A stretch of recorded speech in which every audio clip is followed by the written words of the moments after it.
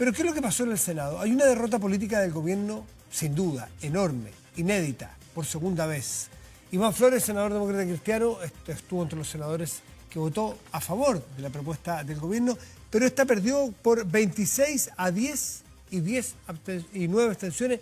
Necesitaba 2/3, es un altísimo quórum. Iván Flores, buenas noches, gracias por recibirnos. ¿Cómo está? Buenas noches, Matías. Con mucho gusto. Bueno, cuéntenos usted qué pasó, cómo se explica esta derrota del gobierno, que es una derrota para todos, porque bueno, la institucionalidad funciona y era previsto, o sea, puede pasar que se caiga en alguna parte, pero son 80 días sin fiscal y el horizonte no está claro cuándo vamos a tener un fiscal o una fiscal nacional. ¿Qué pasó?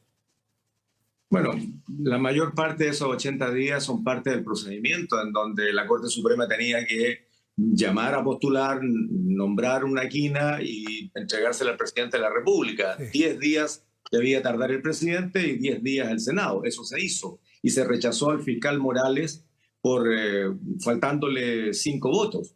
Y en este caso fueron más. Fueron 6, 7 votos los que le faltaron a la fiscal Herrera.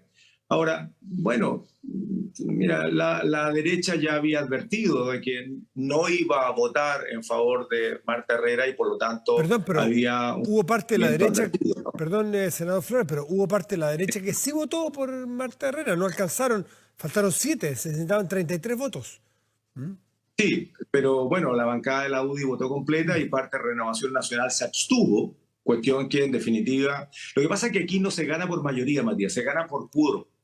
Y si no se alcanza un quórum mínimo de 33, aunque los asistentes a la sala pudieran ser 34 y 33 voten a favor, o 32, no alcanza el quórum ni punto. No es un tema de la mitad más uno, es de alcanzar una cifra mínima, que en este caso fueron 31, porque habían 2 personas que en asistencia y estando autorizados se rebajó el quórum. Por lo tanto, fueron 31 votos los que se necesitaban y tuvo 26 a favor. La UDI casi toda votó en contra, la mitad de Renovación votó en abstención y otros votaron en contra, y también hubo una miscelánea de distintas personas. Bueno, era en definitiva un escenario muy difícil y el gobierno lo sabía, por lo tanto aquí no hay tanta sorpresa.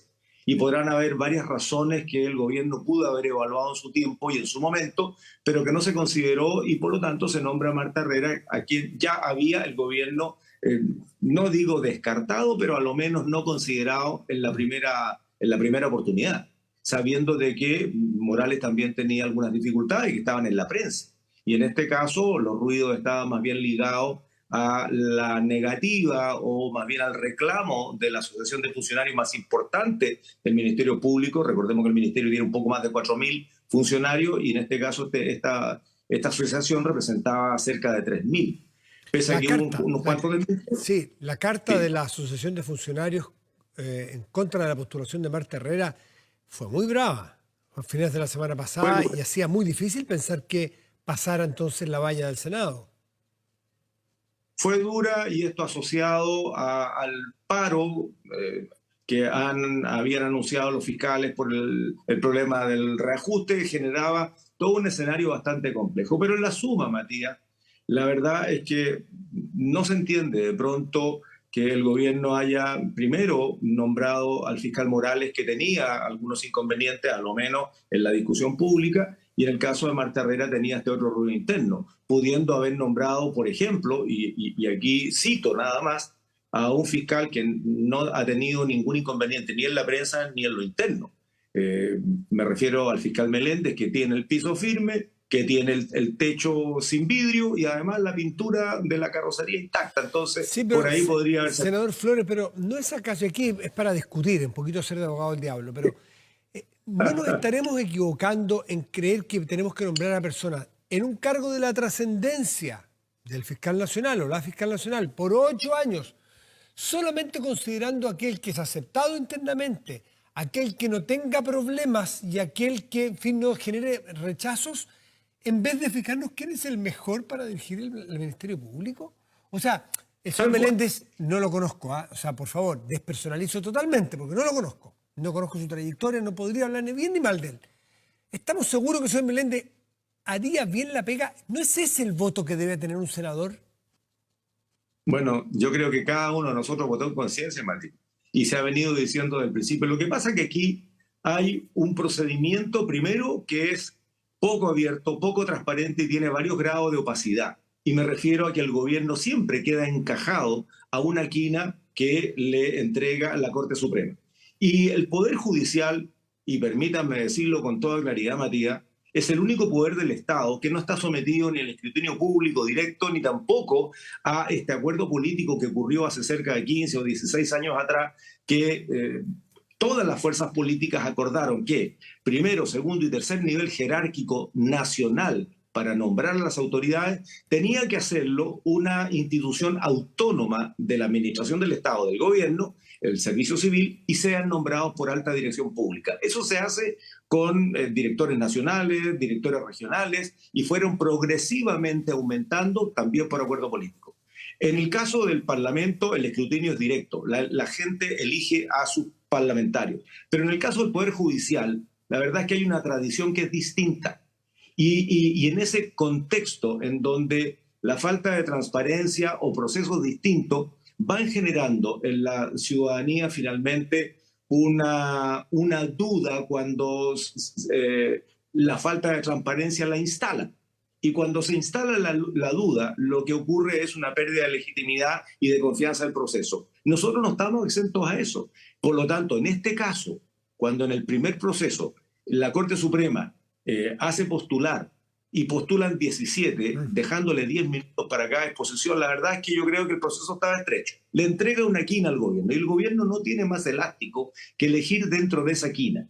Lo curioso es cómo se estructuran las votaciones dentro de esa quina.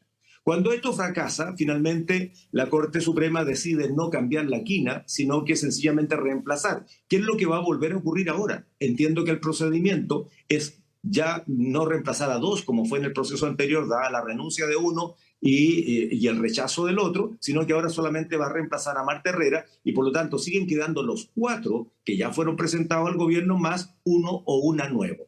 Ese va a ser el procedimiento y yo espero que esto sea rápido porque coincido con usted, Matías, que el Ministerio Público no puede seguir descabezado porque si hay algo que queda claro, además de esta falta de transparencia de todo el proceso, no me refiero solamente a este caso, me refiero al nombramiento de jueces, al nombramiento de conservadores, al nombramiento de notarios, al nombramiento de un montón de autoridades importantes, lo hace prácticamente el Poder Judicial por sí y ante sí.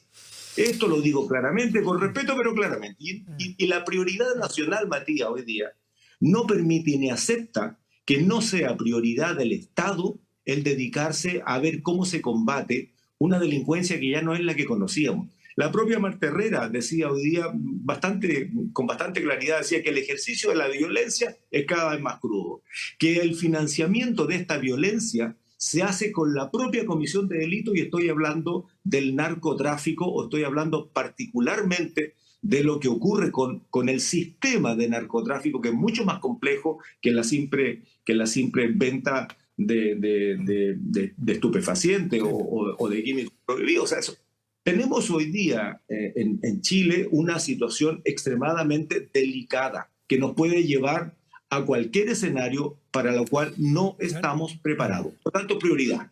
Iván, Y para eso necesitamos un ministerio público distinto. No puede ser el ministerio público sobrepasado, saturado, con una serie de dificultades, con mala tecnología, con fiscales que ya no tienen 600 causas, tienen 2.000 cada una, y en donde, si me permiten, Matías, voy a decir 4 líneas. Aumento a los imputados desconocidos, la más alta en 6 años. Aumento de las salidas no judiciales, un 68% de salidas no judiciales. O sea, no hay juicio. Buscan un acuerdo y se terminó el problema, se terminó la investigación. Tenemos un número importantísimo de causas archivadas, una disminución de un 30% de juicios orales, un mayor tiempo de tramitación de las causas que nunca había habido y un aumento en los delitos operando de las cárceles y una narcoactividad que penetra el territorio y las instituciones. Puedo seguir, la lista es re larga. No, siempre sí, por algo se explica que la población, que es el mejor termómetro de lo que ocurre en el país, siente como su mayor problema. Por algo será. Por lejos. Entonces, esto no es al azar. Iván Flores, desde el punto de vista político, el trabajo que hicieron los ministros del gobierno, a su juicio, en el Senado, ¿estuvo bien hecho? Hay que hacer un trabajo pre-votación de sociabilizar de negociar, entre comillas, y acuerdo entre el gobierno y el Senado. ¿Eso es lo que ustedes esperan para un tercer caso? Sí, sin duda. Yo creo que parte del arte de gobernar significa también el arte de conversar, de acercarse, de negociar en el buen sentido de la palabra. Y independientemente del esfuerzo que hizo la ministra Uriarte, la verdad es que este es un sello del gobierno. La soberbia que ha tenido, la falta de oficio, la inexperiencia. Ya hemos escuchado los dichos del ministro Jackson con esa superioridad moral que ahora vienen a resolver las cosas, o incluso el propio presidente Boris, que es bastante más amplio que alguno de sus ministros. La verdad es que es como el sello del gobierno. O sea, la soberbia ha sido parte de la actitud y yo espero que vayan aprendiendo, aunque sea un poco coscachos, porque estos son coscachos para el gobierno, por culpa y causa de ellos, o no tanto, pero al final de cuentas el gobierno tiene que hacerse más hábil en este tipo de materia. Yo no digo que tenga que estar negociando el apoyo, yo digo que tiene que estar conversando para buscar apoyo. Ahora, yo creo que esto finalmente sirve de experiencia, Matías, porque si hay algo que no puede ocurrir es que volvamos a tener un fracaso. Y esto también tiene que entenderlo la Corte Suprema. La Corte Suprema, no digo que no tenga la atribución para hacerlo, pero tiene que entender que de aquí para adelante, y es algo que vamos a impulsar algunos de nosotros, tenemos que hacer una modificación de la norma que obligue a que las instituciones del Estado, incluyendo los tres poderes, transparente un poco el proceso de selección. Si esto no deberíamos hacerlo ni la Corte Suprema, ni el gobierno, ni nosotros, debería hacerlo la alta dirección pública, ni más ni menos, sometidos al mismo proceso, exámenes psicológicos, exámenes técnicos, exámenes de competencia y una serie de usted dice, el fiscal medidas. nacional no debiera ser elegido con el proceso que tenga el diseño institucional hoy, sino que alta dirección pública.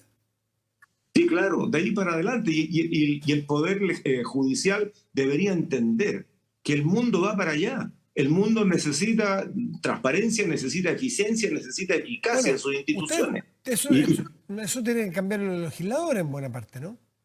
Bueno, pero Claro. y eso tiene que ser un acuerdo, porque nosotros no tenemos atribuciones para hacer modificaciones institucionales, Claro. ni tampoco podemos legislar cuando se trata de finanzas del Estado. Y en este caso, claramente, se tocan las dos aristas. El gobierno tiene que estar convencido de que hay que cambiar el procedimiento. Nosotros, yo creo que estamos cada vez más convencidos que hay que hacerlo. Y por cierto, en este caso, el Poder Judicial también. Tiene que haber un acuerdo, tal como ocurrió con la alta dirección pública en todos los cargos principales del Ejecutivo. Pero ahora, en lo que estamos, hay que nombrar un o una fiscal nacional pronto. Y en ese escenario nosotros hemos usado los tiempos. El gobierno esperó hasta el último día, hasta el día 5 en este segundo tiempo. Y hasta el día, creo que fue el 9º o el 10º en el primer procedimiento. Nosotros lo hicimos de inmediato. El Senado se reunió de inmediato, por lo tanto el retraso no es atribuible a nosotros. Nosotros vamos a estar disponibles. Y lo que le estamos diciendo al gobierno, conversemos, busquemos una alternativa de cómo salir de esto de la mejor manera posible, porque lo que necesitamos